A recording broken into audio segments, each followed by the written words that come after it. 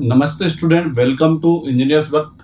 जैसे कि हम बिल्डिंग मटेरियल के बारे में पढ़ रहे थे और उसके अंदर हमने दो टॉपिक को हमने कंप्लीट कर लिया था, दो मटेरियल को हमने पढ़ लिया था। जिसके अंदर हमने फर्स्ट पढ़ा था बेटा किसको, स्टोन को पढ़ा था, और सेकंड हमने देखा था बेटा लाइम को। आज हम क्या स्टार्ट करेंगे बेटा, आज हम हमारा सिविल इंजीनियरिंग का सबसे इम्पोर्टेंट मटेरियल जो है उसके बारे में अपन पढ़ना स्टार्ट करेंगे, उसको अपन देखना स्टार्ट करेंगे, कहाँ से उसकी स्टार्टिंग हुई और कैसे कहाँ कहाँ पे हमने यूज़ किया, उसकी पूरी पूरी मैंने आपको प्रोसीजर बताया हुआ है कि हम कोई भी मटेरियल को जब स्टार्ट करेंगे तो हमारा क्या होगा। सबसे पहले उसकी बात की जाएगी कि उसकी कंपोजिशन क्या है उसकी। सेकंड बात करूं भैया उसका क्लासिफिकेशन किस बेस पे हुआ है, उसको बनाने के लिए क्या प्रोसेस का हम यूज़ कर रहे हैं, ठीक है। फिर उसके बाद उसकी यदि क्लासिफिकेशन होगा, ऑब्वियस बात है उसको हम क्लासीफाई करेंगे, उसके क्लासिफिकेशन को पढ़ेंगे, एंड देन फिर उसके बाद क्या करेंगे, उसके यदि कुछ स्टैंडर्ड टेस्ट है तो हम उनकी स्टैंडर्ड टेस्ट को भी देखेंगे। देन फाइनली फिर हम किसके बारे में बात करेंगे कि हम उसका यूज़ कहाँ पे करेंगे, ठीक है। तो हम जो आज स्टार्ट करने वाले जो टॉपिक है वो है हमारा बेटा सीमेंट। कौन सा बेटा, सीमेंट के बारे में यदि मैं आपसे बात करूं तो इससे पहले वाली क्लास के अंदर हमने बेटा किसको पढ़ा था, बेटा लाइम को पढ़ा था। लाइम जैसी ही सेम प्रॉपर्टी होती है बेटा किसके अंदर, सीमेंट की, लेकिन लाइम के अंदर ओनली फॉर क्या होता है बेटा, कैलकेरियस मटेरियल होता है। कौन सा मटेरियल होता है बेटा, कैलकेरियस मटेरियल होता है। लेकिन यहाँ पे हम क्या करते हैं, सीमेंट को जब हम बनाते हैं तो सीमेंट के अंदर हम कैलकेरियस के साथ साथ आर्जिलियस मटेरियल होता है उसको भी हम मिक्स करते हैं। उन दोनों को क्या करते हैं बेटा, ग्राइंड करते हैं, और उसके बाद जो जिस मटेरियल की फॉर्मेशन होती है वो हमारी फॉर्मेशन होती है बेटा किसकी, सीमेंट बनता है, जिससे हमारा सीमेंट बनता है। जो मेनली हम यदि बात बोलें कि यदि हमारा लाइम होता था उसके अंदर ओनली फॉर क्या होता था बेटा, कैलकेरियस मटेरियल होता था। अब आपसे बोला जाए कैलकेरियस मटेरियल क्या होता है, तो ये चीज़ आपको कहाँ पे बेटा, जब मैंने आपको रॉक्स पढ़ाई थी तो वो बोला था मैंने आपसे कि जो कैलकेरियस जो रॉक्स होती है या फिर कैलकेरियस जो मटेरियल होता है उसमें कैल्शियम की मात्रा ज़्यादा होती है। दैट मीन्स उसमें लाइम या फिर बोले चूने की मात्रा अधिक होती है, वो प्रीडोमिनेंट होता है केमिकल। कौन सा वाला, कैलकेरियस या फिर कैल्शियम कार्बोनेट ज़्यादा प्रीडोमिनेंट होता है। CaCO3 बोल सकते हो, कैल्शियम कार्बोनेट जो होता है वो प्रीडोमिनेंट होता है, इसलिए हम क्या बोलते हैं उसे कैलकेरियस मटेरियल बोलते हैं। लेकिन मैं यहाँ पे क्या बोल रहा हूँ कि यहाँ पे जो आपकी सीमेंट जो होती है इसके अंदर क्या होता है, कैलकेरियस मटेरियल तो होता ही होता है, लेकिन साथ में बेटा कौन सा वाला मटेरियल भी होता है, आर्जिलियस मटेरियल होता है। अब मैं आपसे बात करूँ आर्जिलियस मटेरियल क्या होता है, आर्जिलियस मटेरियल के अंदर मैंने बताया था आपको जिसके अंदर क्ले कंटेंट पाया जाता है। कौन सा बेटा, क्ले कंटेंट, या फिर हिंदी में बोलूँ तो बेटा रेत या मिट्टी जो होती है, जो हमारी सिलिका होती है, वही चीज़ मैं आपसे बोल रहा हूँ। तो वो भी इसके अंदर क्या होगी बेटा, प्रेजेंट होगी। और जब हम कैलकेरियस और आर्जिलियस दोनों मटेरियल को हम जब ग्राइंड करेंगे और उसके बाद जिसकी फॉर्मेशन होगी वो कहलाएगी बेटा हमारी सीमेंट। क्या कहलाएगी बेटा, हमारी सीमेंट। जो कुछ ड्रॉबैक होते हैं, पहले क्या हुआ था बेटा, हम लाइम का यूज़ कर रहे थे लेकिन उसके कुछ ना कुछ ड्रॉबैक्स थे। इसकी वजह से हमने किसको आगे इंट्रोड्यूस किया, या आगे आने वाले टाइम में हमने क्या किया बेटा, किसको इन्वेंट कर दिया बेटा, हमने सीमेंट का यूज़ करने लग गए, ठीक है। अपन ये बात करें कि यदि इसकी हिस्ट्री की यदि मैं बात करता हूँ आपसे कि जो फर्स्टली जिसने इन्वेंट किया था वो आप नाम जानते हो सही, कि जो सबसे पहले जो ऑर्डिनरी पोर्टलैंड सीमेंट की जो सबसे पहले इन्वेंशन जो की थी वो की थी हमारे जोसेफ एस्पेडिन ने की थी। वो भी कब की थी बेटा, 21 अक्टूबर 1824, ठीक है, 1824 के अंदर। 21 अक्टूबर 1824 को सबसे पहले जो इन्वेंशन की थी सीमेंट की, इन्वेंशन किसके द्वारा की गई थी बेटा, जोसेफ एस्पेडिन के द्वारा की गई थी, जो कि मैंने यहाँ पे आपके बोर्ड को लिख दिया है, ठीक है। आपकी जो स्टार्टिंग लाइन होगी वो यहीं से होगी कि भैया जो इन्वेंशन जो की गई है वो किसके थ्रू की गई है बेटा, जोसेफ एस्पेडिन के द्वारा की गई है, 1824 के अंदर की गई है, 21 अक्टूबर को, ठीक है। ये डेट भी आपसे पूछ लेता है और कभी कभी आपसे ऑब्जेक्टिव के अंदर आपसे जस्ट ये भी पूछ लेता है कि जो इन्वेंटर जो था वो कौन था इसका, किसका बेटा, सीमेंट का। तो आपका आंसर क्या होना चाहिए बेटा, जोसेफ एस्पेडिन होना चाहिए, ठीक है। लेकिन अब आपसे बार बार ये तो पहले भी पूछा हुआ है तो अब आपसे ये नहीं पूछा है, लेकिन आपसे ये जरूर पूछा है कि जो मॉडर्न टाइम पे जो हम ऑर्डिनरी पोर्टलैंड सीमेंट का हम जो यूज़ कर रहे हैं, मॉडर्न टाइम पे जब हम पोर्टलैंड सीमेंट का यूज़ कर रहे हैं उसका इन्वेंशन किसने किया है, तो आपका आंसर होना चाहिए बेटा जोसेफ एस्पेडिन ने। जोसेफ एस्पेडिन ने तो किसका किया था बेटा, जो फर्स्ट जो इन्वेंशन किया था। लेकिन मॉडर्न पोर्टलैंड सीमेंट का इन्वेंशन जो किया है वो किया है बेटा विलियम एस्पेडिन ने किया है। किसने किया है बेटा, विलियम एस्पेडिन ने किया है। तो आपको ये दोनों ही आप पहले आपके पास पहले आप इसी नाम को याद रखते थे, लेकिन अब से आपको ये दोनों नाम याद रखने हैं। यदि आपसे मॉडर्न पोर्टलैंड सीमेंट के बारे में पूछता है तो आपका आंसर क्या होना चाहिए बेटा, विलियम एस्पेडिन होना चाहिए। जबकि आपसे यदि न्यू पूछता है, नॉर्मली पूछता है कि जो सीमेंट की इन्वेंशन किसके द्वारा की गई, तो आपका आंसर क्या होगा बेटा, जोसेफ एस्पेडिन। लेकिन यदि क्वेश्चन के अंदर यदि मॉडर्न वर्ड आ जाता है, मॉडर्न पोर्टलैंड सीमेंट का आता है, तो आपका आंसर होगा बेटा विलियम एस्पेडिन होता है। अब देखो, मैं आपको सीमेंट को स्टार्ट कराता हूँ। हमने पहले भी बहुत सी बार पढ़ा होगा कि सीमेंट क्या होता है, क्या नहीं होता है, इन सब चीज़ों को बारे में आपने पहले भी देख रखा होगा। लेकिन अपन आज से वापस से आप क्या करें बेटा, वापस से फ्रेश माइंड से बैठे और उसको इस लेक्चर को आप सुनते जाइए, जिसके अंदर अपन 3 से 4 लेक्चर के अंदर अपन कंप्लीटली किसको पढ़ लेंगे बेटा, हमारे सीमेंट को पढ़ लेंगे। जिसके अंदर हम सबसे पहले किसको देखेंगे बेटा, कंपोजिशंस को देखेंगे कि भैया सीमेंट को बनाने के लिए कौन जो हम इंग्रेडिएंट जो यूज़ कर रहे हैं वो उनकी कंपोजिशंस क्या है, कितने परसेंटेज में हम उसका इंग्रेडिएंट का यूज़ कर रहे हैं, उसके बारे में बात करेंगे। ठीक है, फिर देन उनके फंक्शन को देखेंगे कि भैया उनके फंक्शंस क्या क्या है, कौन लाइम क्या फंक्शन करेगा, यदि कम हो जाए ज़्यादा हो जाए, दो ही चीज़ चलेगी इसके अंदर। हर मटेरियल के अंदर अपन ये चीज़ देखें कि जो इंग्रेडिएंट जो हम यूज़ कर रहे हैं, जो हम कंपोजिशन के अंदर जो हम मटेरियल को यूज़ कर रहे हैं सीमेंट को बनाने के लिए, उसकी यदि हमें कम परसेंटेज कर दूँगा तो क्या इफेक्ट पड़ेगा मेरी सीमेंट पर। और यदि मैं एक्सेस क्वांटिटी में यदि मैं प्रोवाइड करा देता हूँ सीमेंट के अंदर, तो उससे सीमेंट में क्या इफेक्ट पड़ेगा, वो दोनों चीज़ें हम दोनों केस पढ़ेंगे सभी मटेरियल के लिए। ठीक है बेटा। देन फिर उसके बाद तो क्या होता है, जब वाटर को हीट करेंगे, जो हीट ऑफ हाइड्रेशन की प्रोसेस को पढ़ना है। फिर उसके बाद जो कंपाउंड बनेंगे उसके बारे में पढ़ेंगे। तो ये एक कंटिन्यू लेक्चर्स तो हम क्या करते जाएंगे बेटा, हमारे लेक्चर के थ्रू हम कंटिन्यू इसको बढ़ाते चले जाएंगे। हमें जो पढ़ना है सीमेंट को। ठीक है, तो देखो अब सीमेंट की यदि मैं आपको स्टार्टिंग करूं तो देखो, सीमेंट नॉर्मली जो होता है वो कभी भी हम उसका एक चीज जरूर याद रखना, आप कभी भी सीमेंट को इंडिविजुअल यूज नहीं करते हो। कहाँ पे बेटा, स्ट्रेंथिंग मटेरियल के अंदर। क्या बोल रहा हूँ मैं आपसे कि सीमेंट ऑलवेज आपका कौन सा मटेरियल होगा बेटा, बाइंडिंग मटेरियल ही होता है। कभी भी आप उसको स्ट्रेंथिंग मटेरियल नहीं बोलोगे। दैट मीन कि आप उसका इंडिविजुअल कभी आप ये नहीं सोच के करोगे कि भैया मैं ओनली फॉर सीमेंट का यूज़ कर रहा हूँ और सीमेंट से ही बना रहा हूँ मैं, कोई हम स्ट्रक्चर बना रहे हैं और उसके थ्रू हम बताओ उसको लोड बियरिंग के लिए हम ये सोच सके कि भैया वो हमारा लोड बियर कर सके। ऐसा कभी भी नहीं होगा।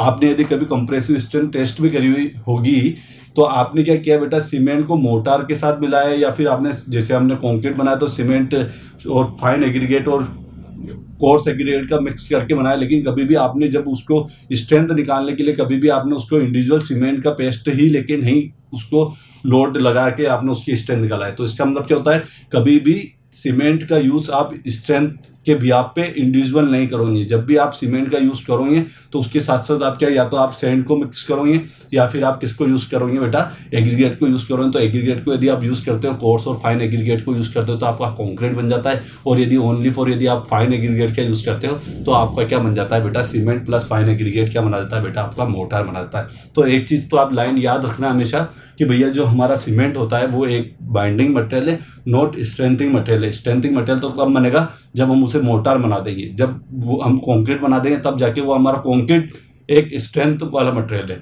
जो कि स्ट्रेंथ को बियर करता है, कुछ स्ट्रेंथ देता है, लोड को बियर करता है। जबकि सीमेंट की बात करें ओनली फॉर इंडिविजुअली तो आपको क्या लिखना पड़ेगा, cement is a binding material ही आपको लिखना पड़ेगा। ओनली फॉर क्या लिखना है बेटा आपको, cement is a binding material है, इसके अलावा और कुछ भी नहीं है। ठीक है, नेक्स्ट बात करते हैं। तो देखो बेटा, ये दो चीज़ आप लिख लो सबसे पहले, और आप ये चीज़ भी लिख सकते हो कि cement only for strengthening material नहीं है।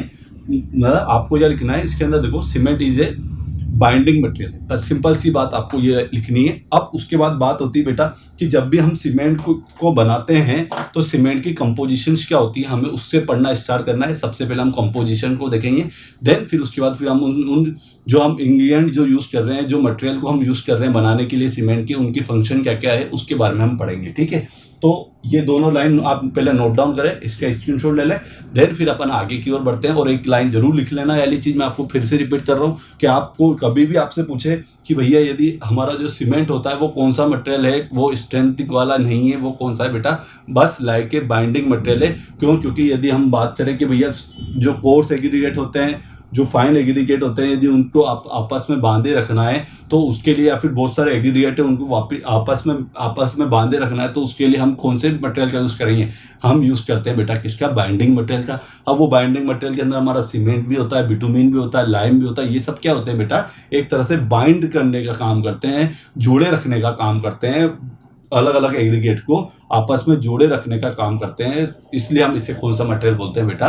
बाइंडिंग मटेरियल बोलते हैं। तो पहले आप इन दोनों को नोट डाउन करें, देन फिर अपन किसकी बात करते हैं बेटा? सबसे पहले अपन कंपोजिशन की बात करेंगे कि हम सीमेंट बनाने के लिए किस किस कंपोजिशन में कौन कौन से इंग्रेडिएंट का यूज़ करेंगे। ठीक है बेटा, तो आप पहले एक बार इसको नोट डाउन करें, देन फिर अपन आगे बढ़ते हैं।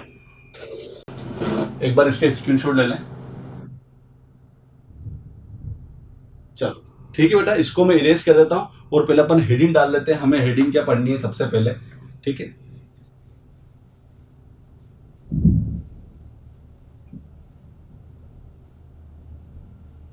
ठीक है, आपको हेडिंग डालनी बेटा कंपोजिशन ऑफ ऑर्डिनरी सीमेंट। ठीक है, तो लिख लो बेटा composition of ordinary cement.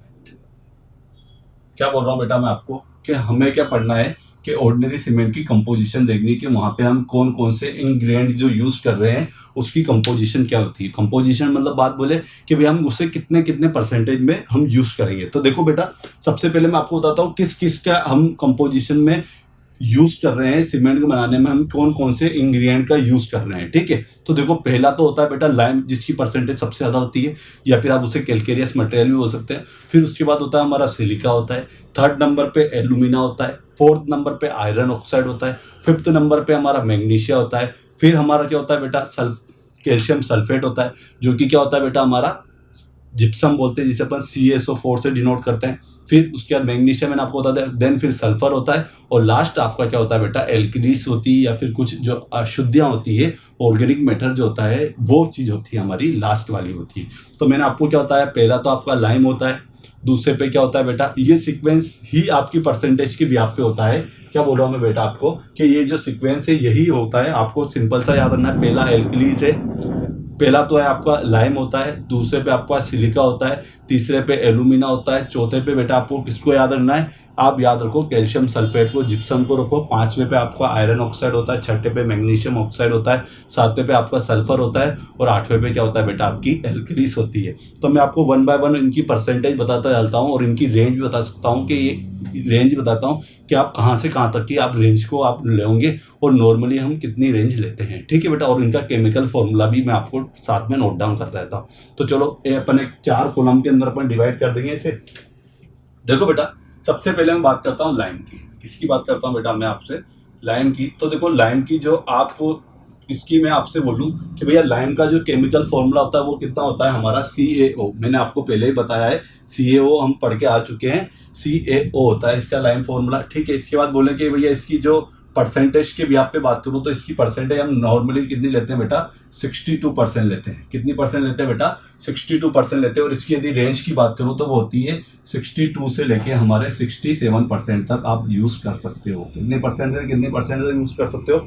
Lime जो होता है हमारा वो चूना होता है, और इसकी जो आप परसेंटेज नॉर्मली तो यूज़ करते हैं 62%, लेकिन इसकी जो रेंज हो सकती है वो आपकी कहाँ से कहाँ तक हो सकती है बेटा? 62 to 67% हो सकती है। ठीक है, अब ये तो पहला मटेरियल हो गया। ठीक है, अब इसके बाद सेकंड लिखेंगे बेटा हम। सेकंड क्या होता है बेटा? हमारा सिलिका। क्या होता है? सिलिका। अब देखो बेटा, सिलिका की जो आप इसका फॉर्मूला बोलोगे, केमिकल फॉर्मूला, वो होता है SiO2। क्या होता है बेटा मेरा? SiO2 होता है, और इसकी जो परसेंटेज होती है हमारी 22% लेते हैं, और जो इसकी रेंज होती है वो होती है कि 72 आप कितना परसेंट ले सकते हो बेटा? इसको 25% तक आप यूज कर सकते हो। ठीक है, दो चीज बता दी मैंने, पहला आपको लाइम बताया, दूसरा मैंने आपको किसका बताया बेटा? सिलिका बताया। अब देखो बेटा, तीसरा पढ़ते हैं अपन एल्यूमिना। क्या है बेटा मेरा? एल्यूमिना। अब देखो बेटा, एल्यूमिना का जो फॉर्मूला होता है ये इंपॉर्टेंट है, ये याद रखना, पूछा हुआ भी ये Al2O3 होता है। क्या होता है? एल्यूमिना का जो फॉर्मूला होता है बेटा वो Al2O3 होता है, और इसकी जो आप परसेंटेज लेते हो 5% लेते हो, लेकिन जो इसकी रेंज होती है वो 3 to 8% होती है। कितनी होती है बेटा? 3 to 8% होती है। आगे बेटा बात समझ में? अभी तक मैंने 3 चीज बताई, आपको सेम इसी सीक्वेंस में याद रखना है। नेक्स्ट आपको लिखना है फोर्थ कैल्शियम सल्फेट। अब देखो बेटा, कैल्शियम का सल्फेट जो होता है, इसका जो केमिकल फॉर्मूला होता है वो होता है CaSO4 होता है, और इसकी जो रेंज होती है वो 4%। पहले तो बोलूंगा कि आप कितना परसेंट लेते हो, 4% लेते हो।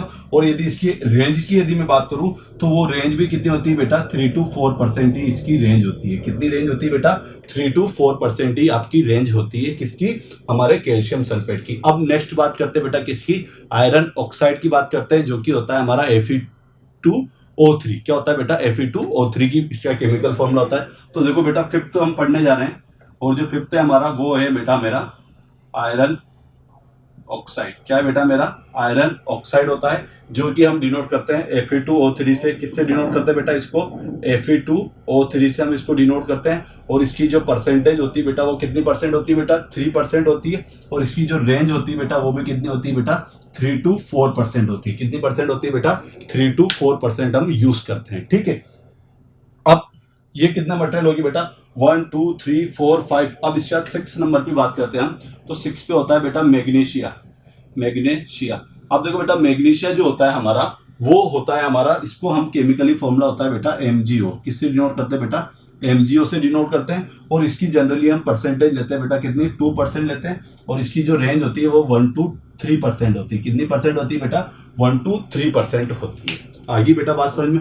अब दो और बच रहे, एक तो हमारा बच रहा है बेटा सल्फर, और एक बच रहा है हमारा एल्कलीस। तो इन दोनों की जो रेंज होती है, इसको हम लेते हैं जनरली 1% लेते हैं। और इसकी एल्कलीस की जो रेंज होती है वो 1 से 3% हो सकती है। और जो हमारा इसकी जो एल्कलीस की जो होती है वो तो 1% से लेस देनी होनी चाहिए। ठीक है, तो पहले लिख लेते हैं अपन सल्फर 7वें नंबर पे। तो देखो बेटा, सल्फर जो होता है हमारा, वो एस से डिनोट करोगे, और इसकी परसेंटेज 1 होती है। और इसको हम 1 to 3% इसकी ओवरऑल रेंज होती है। ठीक है, यहां तक का आपको नजर आ रहा होगा।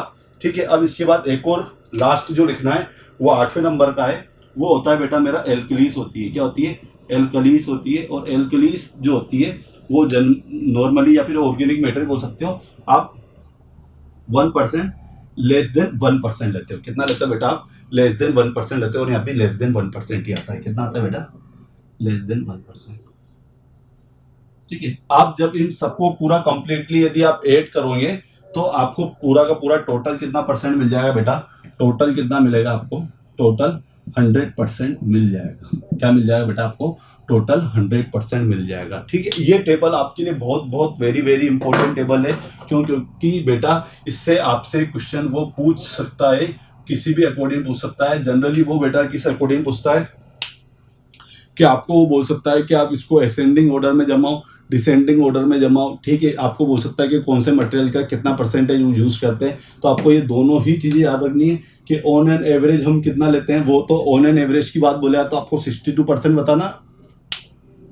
और यदि आपको रेंज की भी आप पे बताना है तो बेटा वो कितना होता है बेटा, 62 to 67% होता है। इधर मैं बात करूं बेटा हमारे सिलिका के लिए, बेटा वो कितना होता है, 22% अपन ऑन एन एवरेज लेते हैं। लेकिन यदि अपन ये बात करें तो कितना होता है बेटा हमारा, 17 से 22%, 17 से 25% होता है। इसके बाद बात करी मैंने आपसे एल्यूमिना की, वो कितनी होती है, 5% होता है। और रेंज जो चलती है वो कितनी चलती है बेटा हमारी, 3 to 8%। कैल्शियम सल्फेट 4% होता है, और इसकी जो रेंज होती है वो होती है 3 to 4% होती है। आयरन ऑक्साइड की बात करूँ तो 3% लेते हैं जनरली, और इसकी रेंज कितनी होती है बेटा, 3 to 4% होती है। मैग्नीशिया की बात करें 2%, रेंज 1 to 3। सल्फर हमारा कितना होता है बेटा, सल्फर की जो परसेंटेज हम यूज़ करते हैं वो 1% यूज़ करते हैं, लेकिन रेंज कितनी होती है, 1 to 3% होती है।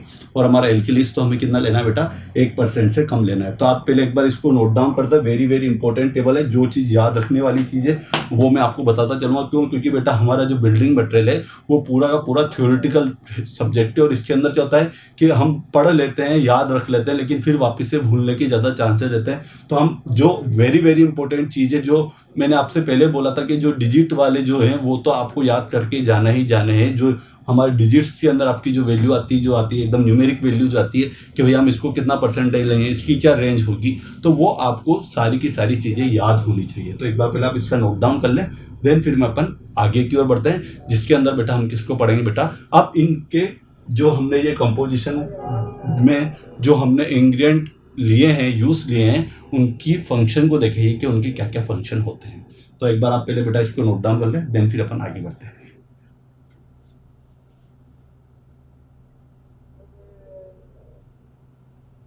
ठीक है बेटा, आपने इसको नोट डाउन कर लिया होगा। अब अपन आगे की ओर बढ़ते हैं, जिसके अंदर अब हम अपन किसको पढ़ेंगे बेटा, फंक्शन पढ़ेंगे, किसके, इन इंग्रेडिएंट के फंक्शन को पढ़ेंगे।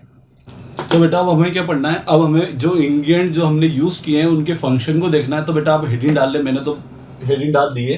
क्या है बेटा, फंक्शन ऑफ सीमेंट इंग्रेडिएंट जो हम यूज कर रहे हैं उसके अंदर अपन फर्स्टली हम बात करें बेटा किसकी, लाइम की बात करते हैं बेटा, लाइम। ठीक है कि भैया लाइम का क्या यूज है।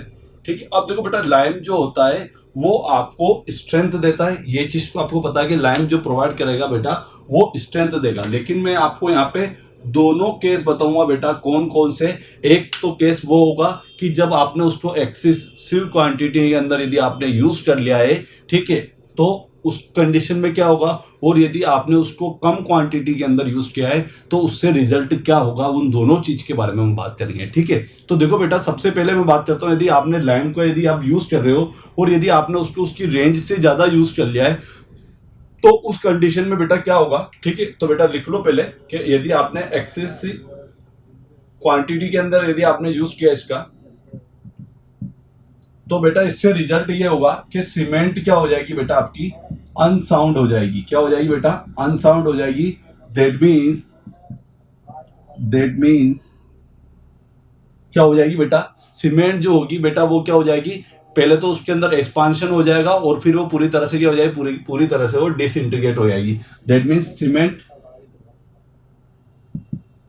Expands and disintegrate. अब देखो बेटा इसको समझो कि क्या हो रहा है इसके अंदर। मैं आपसे बात बोलना चाह रहा हूं कि यदि आपने लाइम का यूज स्ट्रेंथ के लिए यूज करते हैं अपन इसके अंदर, लेकिन बात ये हो रही है कि यदि आपने इसको ज्यादा क्वांटिटी के अंदर उसकी लिमिट से ज्यादा यदि आपने यूज कर दिया एक्सेसिव क्वांटिटी के अंदर, तो बेटा क्या होगा उसके अंदर बेटा, पहले तो वो बेटा क्या हो जाएगी कि वो अनसाउंड हो जाएगी। अब अनसाउंड का मीन अपन को समझना है कि अनसाउंड का मीन क्या होता है। अनसाउंड और साउंड सीमेंट वो होती है बेटा जो कि अपने वॉल्यूम को ड्राई होने के बाद, जैसे कि आपने उसको क्या किया बेटा, आपने पेस्ट फॉर्म में रखा, पेस्ट फॉर्म से फिर बेटा वो किधर कैसे धीरे धीरे वो ड्राई होगी, सीमेंट वेट से ड्राई होगी। तो जब उसने कुछ टाइम बाद, तो वहां पे क्या होता है, जब हमारी सीमेंट जब ड्राई होना स्टार्ट होती है तो बेटा उसके अंदर क्या हो जाएगा बेटा, वॉल्यूम में चेंज नहीं होए। क्या बोल रहा हूं मैं आपसे, यदि वॉल्यूम में कोई चेंज नहीं होता है आफ्टर द सेटिंग, यदि अपन बात बोले सेटिंग आने के बाद जब सीमेंट सेट हो जाती है उस टाइम के बाद यदि उस वॉल्यूम के अंदर कोई चेंज नहीं होए, हम जिस शेप और साइज का चाहते थे उसी तरह की वो यदि सीमेंट रहे, तो बेटा वो कौन सी होगी बेटा, साउंड सीमेंट होगी। लेकिन यदि आपने लाइम की क्वांटिटी को यदि आपने एक्सेस क्वांटिटी के अंदर यदि आपने यूज कर लिया तो सीमेंट कैसी हो जाती है बेटा, अनसाउंड हो जाती है। और अनसाउंड का मीन्स ही ये होता है कि सीमेंट क्या हो जाएगी बेटा, एक्सपांड हो जाएगी, मतलब फैल जाएगी और पूरी तरह से क्या हो जाएगी बेटा, डिसइंटीग्रेट हो जाएगी, मतलब पूरी तरह से खराब हो जाएगी, पूरी तरह से वो टूट जाएगी। ये चीज आपको याद रखनी है। तो आप इसे ऐसे ही याद रखें, ऐसे जिस अकॉर्डिंग मैंने आपको एरो के थ्रू बताया कि यदि आप एक्सेस क्वांटिटी के अंदर यदि अपन यूज कर लेते हैं सीमेंट का, तो रिजल्ट क्या होता है कि सीमेंट मेरी अनसाउंड हो जाती है। क्या हो जाती है बेटा, मेरी सीमेंट अनसाउंड रहती है। ठीक है, और दूसरी यदि मैं बात करूं आपसे कि यदि आप लाइम का यूज यदि आपने लेस क्वांटिटी के अंदर यूज किया, मतलब यदि आपने लाइम का यूज एक्सेस क्वांटिटी की बजाय आपने लेस क्वांटिटी में यदि यूज किया तो उसकी वजह से क्या रिजल्ट आएगा, वो चीज हम बात करते हैं। आप देखो बेटा नेक्स्ट चीज, यदि आपने लेस क्वांटिटी में यूज किया तो क्या हो जाएगी, सीमेंट जो होगी वो बहुत जल्दी सेट हो जाएगी, मतलब आपको बहुत कम टाइम मिलेगा। और इतने में तो बेटा क्या हो जाएगी बेटा, आपको ट्रांसपोर्टेशन टाइम कम मिलेगा। जैसे कि आपने उसको प्रिपेयर किया, जैसे आप मोटर प्रिपेयर करना चाहते हो, जैसे आप मोटर बना रहे हो, जैसे आप कंक्रीट बना रहे हो, और उसको जब आप आपकी एक्चुअल साइड में या फिर एक्चुअल पोजीशन में जब आप उसको फिल करने जाओगे, उससे पहले ही ट्रांसपोर्टेशन टाइम में ही बेटा क्या हो जाएगी, सीमेंट सेट हो जाएगी। तो उसकी जो आपकी सीमेंट की जो सेटिंग टाइम है वो आपका कम हो जाएगा। क्या हो जाएगा बेटा, आपका सीमेंट का सेटिंग टाइम जो हो जाएगा, बहुत जल्दी सीमेंट हो जाएगी, बहुत जल्दी वो क्विकली वो सीमेंट सेट हो जाएगी। तो क्या, सीमेंट सेट क्विकली। क्या बोल रहा हूँ बेटा आपकी कि जो सीमेंट जो हो जाएगी सेट क्विकली हो जाएगी, बहुत जल्दी से सेट हो जाएगी। तो ये दोनों लाइन आप लिख लेना। पहली बात कर रहा हूँ, यदि आपने एक्सेस क्वांटिटी के अंदर यदि आपने यूज किया है तो क्या होगा भैया, सीमेंट अनसाउंड हो जाएगी, जिसका मतलब क्या है कि हमारी जो सीमेंट जो है बेटा वो एक्सपांड हो जाएगी और डिसइंटीग्रेट हो जाएगी। अनसाउंड का मतलब मैंने आपको बता दिया, अनसाउंड का मतलब यही है कि भैया उसके अंदर एक्सपांड होना, उसके वॉल्यूम में चेंज आना, ठीक है। या फिर आप इजी बता सकते हो कि अनसाउंड मतलब सीमेंट के वॉल्यूम में चेंज आ गया। और दूसरी चीज बात बोलूं, यदि आपने लेस क्वांटिटी के अंदर यूज किया तो भैया क्या होगा भैया कि सीमेंट जो सेट होगी वो क्या हो जाएगी बेटा, बहुत जल्दी से सेट हो जाएगी। अब दूसरी बात करते हैं बेटा हम किसकी, सिलिका की। किसकी बात करते हैं, अब देखो इसके साथ साथ आप यहाँ पे इनका फॉर्मूला, केमिकल फॉर्मूला लिखते चले जाओ। और दूसरी चीज भैया इसकी जो परसेंटेज हमने यूज किया था वो कितनी परसेंट यूज की थी बेटा, 62% यूज करी थी। ये दोनों चीजें भी आप लिखते चले जाओ। अब नेक्स्ट बात करते हैं बेटा किसकी, दूसरी बात होती है बेटा हमारे लाइम हो गया। दूसरी बात करते हैं बेटा सिलिका की। किसकी बात करते हैं हम बेटा, सिलिका की। तो सिलिका का जो फॉर्मूला होता है वो क्या होता है बेटा, SiO2 होता है। और दूसरी चीज बात करूं मैं बेटा कि उसकी परसेंटेज की, तो परसेंटेज कितनी होती है बेटा, 122 एवरेज परसेंटेज लिख रहे हैं।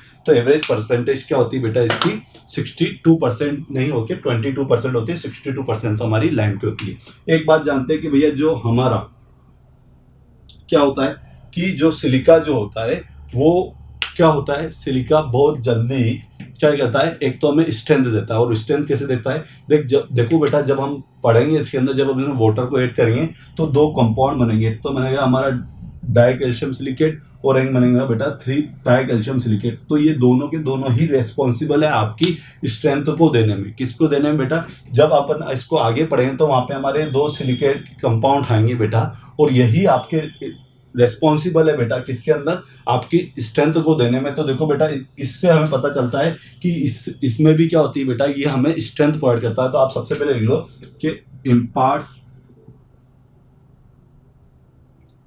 स्ट्रेंथ, ठीक है। क्या है बेटा, ये भी हमें क्या देता है बेटा, स्ट्रेंथ देता है। एक चीज तो आपने बेटा लिख ली कि ये हमें क्या देता है बेटा, स्ट्रेंथ प्रोवाइड करता है, इम्पार्ट्स स्ट्रेंथ। लेकिन यदि मैं बात बोलूं इन केस एक्सिस क्वांटिटी, मैं क्या बोल रहा हूँ बेटा, मैं आपसे बात बोल रहा हूँ कि यदि आपने इसको एक्सिस क्वांटिटी के अंदर यदि आपने इसका यूज किया, किसका बेटा, सिलिका का, तो स्ट्रेंथ तो इंक्रीज हो जाएगी। Strength of cement are increase but setting time prolonged का मतलब क्या होता है बेटा, दीर्घकालीन। क्या होता है बेटा, दीर्घकालीन, या फिर आप बोलो बहुत देर से आपकी सीमेंट सेटिंग होगी। बट सेटिंग टाइम जो होगा प्रोलोगेट हो जाएगा, बहुत ज्यादा आपका बढ़ जाएगा, उसकी जो सेटिंग होगी वो बहुत देर से आपको मिलेगी, ठीक है। तो ये दो चीजें याद रखनी है आपको। एक तो भैया इम्पार्ट स्ट्रेंथ, तो ये बात तो पता है कि भैया वो स्ट्रेंथ प्रोवाइड करता है। लेकिन यदि आपने एक्सेस क्वांटिटी के अंदर यदि आपने यूज किया है सीमेंट का, आपने सिलिका का, तो उससे रिजल्ट आपको ये होगा कि भैया जो हमारी सेटिंग स्ट्रेंथ तो इंक्रीज हो जाएगी, बट क्या होगा बेटा आपकी कि जो सेटिंग टाइम जो होगा वो प्रोलॉन्ग्ड हो जाएगा। मतलब इसका मतलब ये होता है बेटा कि आपको सेटिंग जो मिलेगी वो बहुत देर से मिलेगी सीमेंट की। तो आप पहले इन दोनों को नोट डाउन करें, देन फिर अपन आगे की बात करते हैं। एक बार आप बेटा इसके स्क्रीनशॉट ले लें।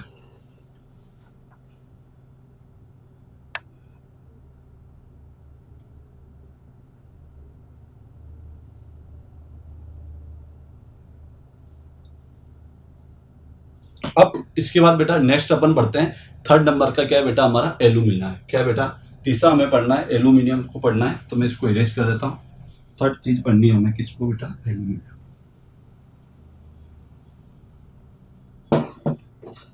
थर्ड पढ़ते अपन बेटा एल्यूमिना।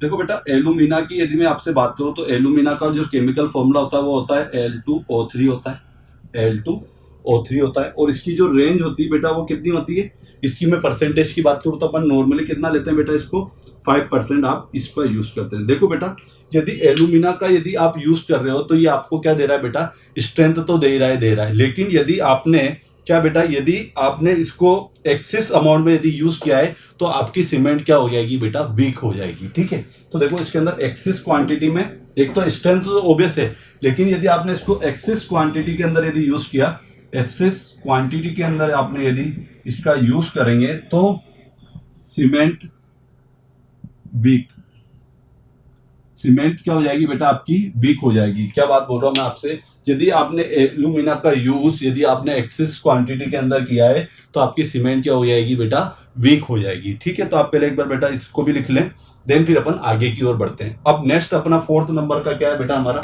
3 कंप्लीट हो गया हमारा बेटा। ये तो पहला था, इससे पहले हमने 2nd नंबर पे किसको पढ़ लिया बेटा, सिलिका को पढ़ लिया। अब 4th नंबर पे हमारा जो है वो है बेटा हमारा कैल्शियम सल्फेट। क्या है बेटा मेरा, कैल्शियम सल्फेट की बात करते हैं, जिसका केमिकल फॉर्मूला होता है CaSO4। क्या है बेटा, CaSO4, और इसकी परसेंटेज होती है 4% होती है।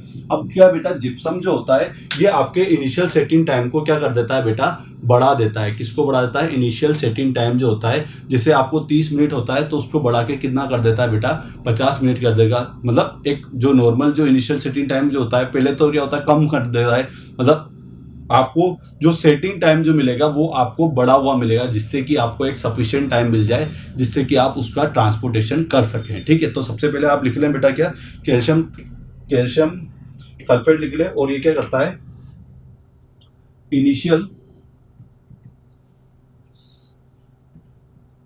सेटिंग टाइम को क्या कर देता है बेटा, इंक्रीज कर देता है, इंक्रीज कर देता है। तो आप पहले इसको भी नोट डाउन कर ले, देन फिर अपन इन सबको एक बार आप स्क्रीनशॉट ले लें या फिर नोट डाउन कर ले, फिर अपन बाय। ठीक है, अब नेक्स्ट बात आती बेटा किसकी, नेक्स्ट बात आती है हमारे 4 हो गए हैं। अब इसके बाद हम पढ़ते हैं बेटा कौन सा, हमारा आयरन ऑक्साइड। किसको पढ़ते हैं बेटा अपन, आयरन ऑक्साइड को। तो मैं इरेज कर देता हूं, आप साथ साथ में नोट डाउन करते चले जाए।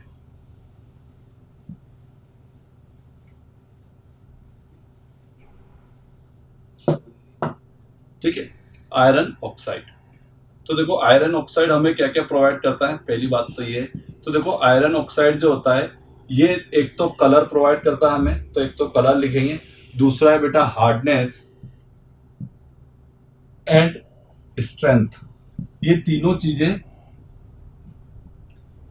चीजें आपको प्रोवाइड करेगा। कौन कौन सा, कलर, हार्डनेस और स्ट्रेंथ। अब कलर की बात करें तो बेटा रेडिश कलर प्रोवाइड करता है। कौन सा बेटा, इसके द्वारा कलर क्या होता है बेटा मेरा, रेडिश कलर मिलता है, हार्डनेस प्रोवाइड करता है और स्ट्रेंथ प्रोवाइड करता है। ठीक है, अब नेक्स्ट बात करते हैं इसके बाद मैग्नीशिया की। किसकी बात करते हैं बेटा अपन, मैग्नीशिया की। एक बार पहले अपन सारी चीजें लिख लेते हैं, देन फिर मैं आपको 1 बाय 1 सारी चीजें एक बार और रिपीट करा दूंगा।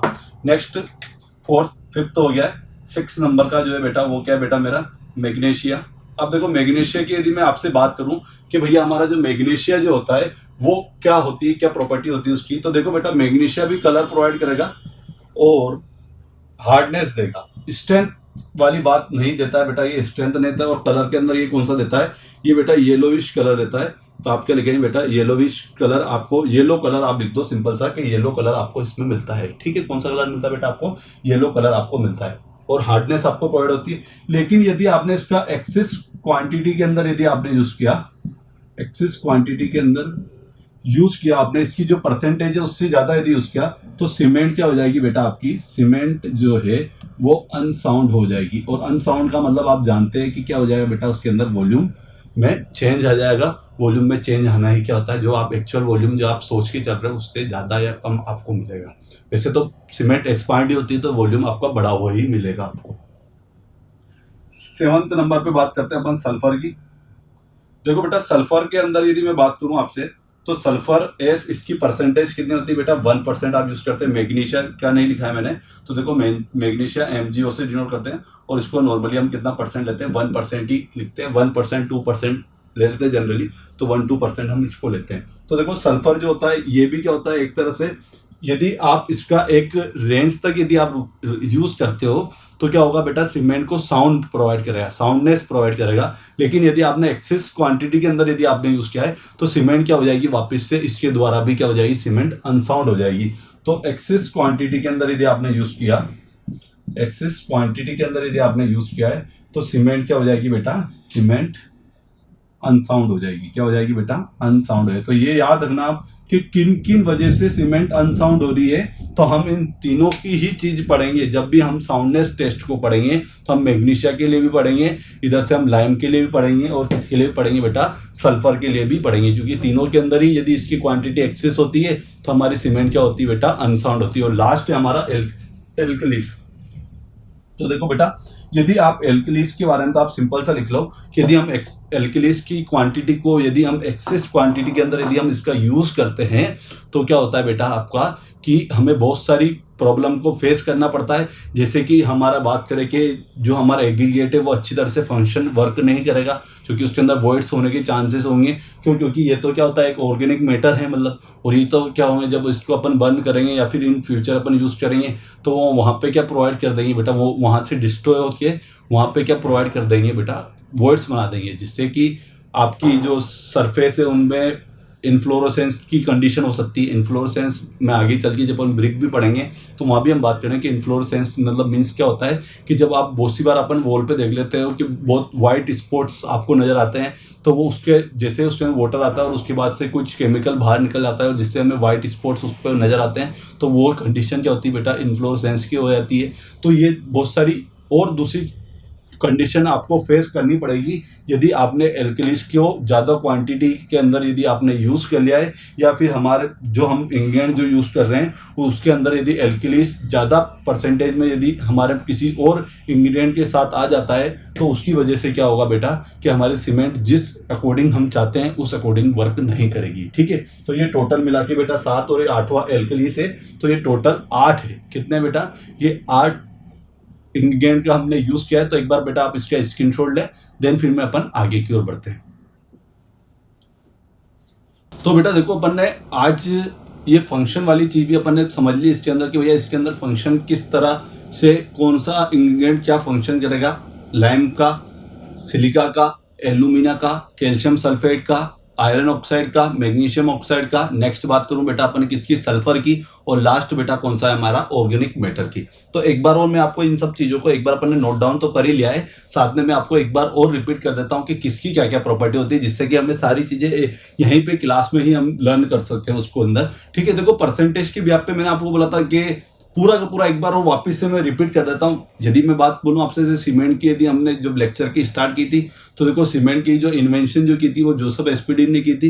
लेकिन यदि आपसे पूछा गया कि यदि मॉडर्न की बात करें तो मॉडर्न सीमेंट की जो इन्वेंशन की थी वो किसने की थी बेटा? विलियम्स एस्पिडिन ने की थी। उसके बाद बात करूँ मैं, सीमेंट जो होता है आपका एक बाइंडिंग मटेरियल होता है, और सीमेंट की यदि हम कंपोजिशन की बात करें कि उसके अंदर जो मटेरियल या इंग्रेडिएंट का जो यूज कर रहे हैं उनकी परसेंटेज क्या है, तो उसके भी आप पे यदि मैं बात करूँ तो देखो बेटा आप आपके रजिस्टर में देखते चलें कि जैसे हमने लाइम का यूज किया था तो लाइम कितना परसेंटेज होता है हमारा? 62% होता है। ऑन एवरेज कितना होता है?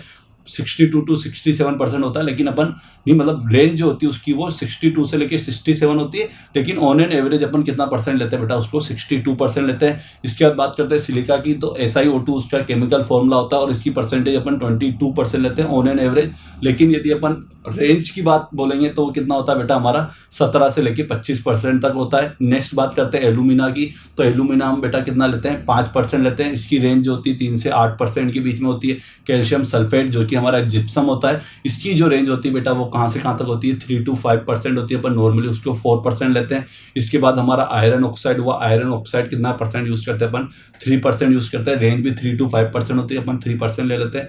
देन मैग्नीशिया की बात करें तो 1 to 3% होता है, नॉर्मली हम 2% यूज करते हैं। और सल्फर अपन 1% यूज करते हैं, 1 to 3% यूज कर सकते हो, लेकिन अपन कितना लेते हैं बेटा? इससे 1% लेते हैं। और एल्कलीस आप हमेशा 1% से कम ही आप यूज करें, मतलब 1 से ज्यादा आपका नहीं होना चाहिए आपका एल्कलीस सीमेंट के अंदर। ठीक है, फिर इसके बाद अब आपसे क्वेश्चन के अंदर ये रेंज जरूर पूछ सकता है, या फिर आपको असेंडिंग डिसेंडिंग ऑर्डर के अंदर कुछ भी 4 कंपोनेंट दे देगा, 4 इंग्रेडिएंट दे देगा और आपको बोला कि भैया इसको असेंडिंग ऑर्डर में घटते हुए क्रम में जमाओ, बढ़ते हुए क्रम में जमाओ, किसकी भी आप पे आप जो यूज कर रहे हो उसकी परसेंटेज की भी आप पे, उस भी आप पे। ठीक है, अब मैं आपसे बात करूं भैया हमने जो इंग्रेडिएंट पढ़े हैं इनकी फंक्शन की बात करूं तो देखो बेटा लाइम जो होता है, लाइम और सिलिका दोनों की दोनों स्ट्रेंथ तो देते हैं, लेकिन यदि आपने लाइम का एक्सेस क्वांटिटी के अंदर यदि यूज किया है तो सीमेंट को क्या कर देगा बेटा? अनसाउंड कर देगा। और दूसरी बात बोलूं कि यदि आपने उसका यदि आपने उसको कम परसेंटेज में यदि यूज़ किया तो बेटा क्या हो जाएगी आपकी, बेटा सेटिंग टाइम आपका बिगड़ जाएगा। यही बात समझ में। दूसरी बात करता हूँ मैं कि सिलिका जो होता है वो भी स्ट्रेंथ तो प्रोवाइड करता है। सिलिका जो होता है वो आपकी स्ट्रेंथ प्रोवाइड करता है, लेकिन आपने यदि उसको एक्सेस क्वांटिटी में यूज़ किया तो आपकी स्ट्रेंथ बढ़ जाएगी, लेकिन आपका जो सेटिंग जो सेटिंग होनी चाहिए थी सीमेंट जिस टाइम पे, वो आपका बढ़ जाएगा, प्रोलोग्ड हो जाएगा। ठीक है। इसके बाद बात करते हैं एलुमिना की। तो एलुमिना भी क्या देता है, आपकी स्ट्रेंथ देता है, लेकिन यदि आपने उसको एक्सेस क्वांटिटी के अंदर यूज़ किया तो आपकी सीमेंट को क्या कर देगा बेटा, वीक कर देगा। बस इतनी सी याद रखना है। फोर्थ बात करते हैं कैल्शियम सल्फेट की, जो कि आपका जिप्सम होता है। और जिप्सम की क्वांटिटी को बात करूं मैं आपसे, तो वो आपकी क्वांटिटी 4% लेते हैं हम उसको। और ये क्या करता है कि यदि आप इसका यूज़ सीमेंट के अंदर करते हो तो सीमेंट क्या होती है बेटा, उसका इनिशियल सेटिंग टाइम बढ़ जाता है, इंक्रीज हो जाता है। और बात करें इसके बाद, इतनी चीज होगी। इसके बाद बात करते हैं एलुमिना हो गया है, हमारा कैल्शियम सल्फेट हो गया। इसके बाद आयरन ऑक्साइड, तो भैया आपको कलर देता है, कलर के अंदर आपको बोलना है कि रेड कलर देता है। नेक्स्ट बात बोले आपसे कि हार्डनेस देता है और स्ट्रेंथ देता है। ऐसी भी आप पे आपका मैग्नीशियम ऑक्साइड जो होता है वो आपको क्या देता है बेटा, एक तो कलर देता है, एक हार्डनेस देता है, और इसके अलावा यदि आपने उसको एक्सेस क्वांटिटी के अंदर यदि यूज़ किया है तो बेटा वो क्या देता है बेटा, आपको सीमेंट को अनसाउंड कर देता है। सल्फर भी आप यूज करोगे तो साउंडनेस देगा, लेकिन यदि आप एक्सेस क्वांटिटी के अंदर यूज करें तो सीमेंट आपकी कैसे हो जाएगी बेटा, अनसाउंड हो जाएगी।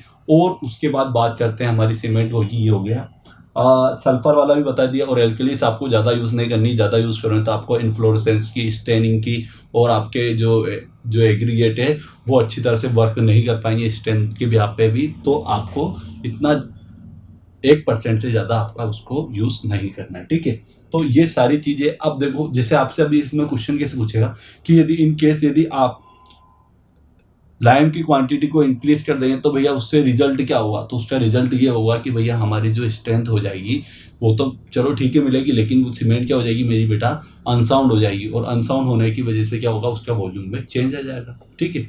फिर उसके बाद बोला कि यदि एल्यूमिना की परसेंटेज को यदि बढ़ा दिया जाए तो क्या रिजल्ट होगा, सीमेंट हमारी वीक हो जाएगी।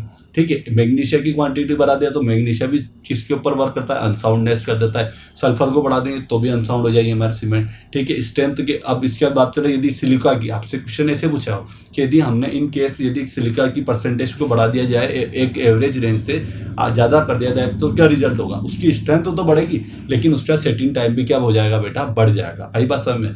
हम कैल्शियम सल्फेट का यूज़ किस में करते हैं, हम उसके इनिशियल सेटिंग टाइम को बढ़ाने में करते हैं। तो ये सारे क्वेश्चन आपसे, इन सभी से आपसे पूछ सकता है। और दूसरा चीज़ है वो रेंज आपसे जरूर पूछेगा। अब देखो ये चीज़ होगी। अब हम क्या करेंगे कि जो हमारी ये सीमेंट है इसको जब यदि अपन वाटर के साथ ऐड करेंगे तो उसके अंदर क्या प्रोसेस होती है, और वो प्रोसेस जो होती है उसको बोलते हैं बेटा हीट ऑफ हाइड्रेशन। तो एक तो हमें हीट ऑफ हाइड्रेशन की प्रोसेस को पढ़ना है और उसके साथ साथ हमें एक 4 कंपाउंड को पढ़ना है। और वो 4 कंपाउंड होते हैं, एक तो होता है बेटा आपका ट्राई कैल्शियम एल्यूमिनेट जो आपने पढ़ा हुआ होगा, die calcium silicate, try calcium silicate, और एक होता है टेट्रा एल्यूमिनोफेरेट। इसके बारे में पढ़ना है और इनकी हीट ऑफ हाइड्रेशन कितनी होती है, इसके अलावा क्या क्या वर्क करते हैं, कौन सा कंपाउंड कब बनता है, उन सब चीज़ों को पढ़ना है। और कौन सा कंपाउंड के क्या फंक्शन होता है उसके बारे में पढ़ना है जब हम सीमेंट के अंदर किसको ऐड करते हैं, वाटर को ऐड करते हैं। और ये जो कंपाउंड कहलाते हैं बेटा, ये हमारे बोगिस कंपाउंड कहलाते हैं। तो हमें इसको देखना है, इन चारों कंपाउंड को देखना है। देन फिर अपन बेटा किसके ऊपर आ जाएंगे बेटा, इनकी सीमेंट को बनाने की प्रोसेस करेंगे। और सीमेंट की जो बनाने की प्रोसेस होती है वो बेटा 2 प्रोसेस होती है, एक तो ड्राई प्रोसेस होती है और एक बेटा मेरी वेट प्रोसेस होती है। कौन सी होती है, एक तो ड्राई प्रोसेस होती है और दूसरी मेरी वेट प्रोसेस होती है। उन दोनों प्रोसेस को देखना है। देन फिर अपन टेस्ट के बारे में बात करेंगे, जो कि हमारी टेस्ट होती है, फील्ड टेस्ट अलग होती है, केमिकल टेस्ट अलग होती है और लेबोरेटरी टेस्ट अलग होती है। तो इन तीनों चीज़ों के बारे में पढ़ना है। ठीक है। तो आप कंटिन्यू लेक्चर को साथ बने रहिए। अब आपको अपने 2 मटेरियल पढ़ लिए हैं, तीसरा मटेरियल हमारे लिए बहुत इंपॉर्टेंट है, चौथा फिर हम कंक्रीट को पढ़ेंगे। तो देखो सीक्वेंस ऑर्डर से आपको सारे के सारे लेक्चर आपको बेटा मिलते जा रहे हैं। तो आप क्या करें बेटा, आप कंप्लीट सारे लेक्चर को 1 बाय 1 लेक्चर को आप देखोगे तो आपको उससे एक पूरा अच्छे से रिदम बन पाएगा। अपन कोई भी ऐसे उठ के नहीं कि कोई 5वां 6वां लेक्चर देख ले, उससे कुछ नहीं होगा। आप एक रिदम सिस्टमेटिक तरीके से 1 बाय 1 लेक्चर को लेते जाइए, जिससे कि क्या होगा कि आपके बेटा सारे कॉन्सेप्ट क्लियर होते जाएंगे। यदि आपने कैलकेरियस मटेरियल, आर्जिलियस मटेरियल यदि आपने फर्स्ट लेक्चर में यदि मेरे से सुना होगा, सेकंड लेक्चर में यदि बिल्डिंग मटेरियल ये सुना होगा, तो अब आपको प्रॉब्लम नहीं आएगी। लेकिन यदि आप आज वाली क्लास ले रहे हैं और इससे पहले वाली क्लास नहीं ली है, तो फिर आपको बेटा क्या करना पड़ेगा बेटा, बहुत सारी प्रॉब्लम को फेस करना पड़ता है, जिसके अंदर फिर अपन उस चीज़ को नहीं समझ पाते हैं। आई बात समझ में। तो इस लेक्चर को अपन यहीं पे एंड करते हैं और इस चैनल को ज़्यादा से ज़्यादा लोगों तक शेयर करिए, और यदि आपने अभी तक हमारे चैनल को सब्सक्राइब नहीं किया है तो इसको आप सब्सक्राइब करें और लेक्चर को लाइक करें। ठीक है, जय हिंद, जय भारत, वंदे मातरम।